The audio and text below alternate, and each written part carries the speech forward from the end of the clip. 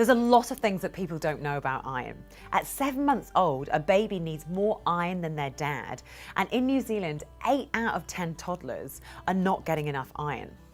Another problem group is us ladies. So 1 in 14 women are low in iron, and that becomes a particular problem when women get pregnant, because when you're pregnant, you need 1.5 times more iron than you do normally. So there's lots of women in New Zealand that are just not getting anywhere near enough iron.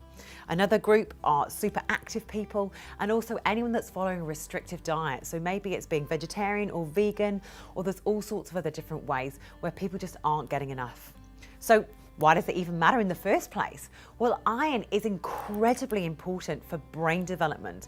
So for little people, for babies, toddlers, children, it's so important to make sure the brain develops properly.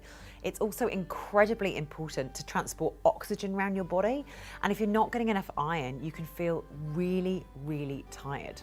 The immune system is the other big thing. So if you get coughs and colds and sick all the time, it could be that you're not getting enough iron. And certainly that's a problem for a lot of people. So where do we get iron from? Well, these foods in front of me contain iron. Over here, we've got foods which are rich in heme iron. And heme iron is great because about 25% of it is absorbed by your body.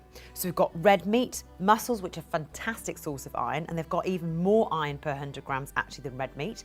Then we've got chicken and fish. So they're great to include to boost your iron. So over here, we've got what's called non-heme sources of iron, and less of the iron in these is absorbed by your body. So it's about 5% or less compared to 25% of the iron over here. So things like lentils, chickpeas, we've got tofu, some cereals are fortified with iron, we've got eggs. So they're great to be including, but because the iron isn't so well absorbed, when you have these types of foods, having vitamin C rich foods is great to be having at the same time, because actually that helps absorb the iron better from these foods.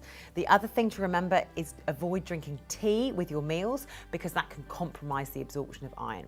So if you want to know more about iron, then check out all the articles and recipes on our website.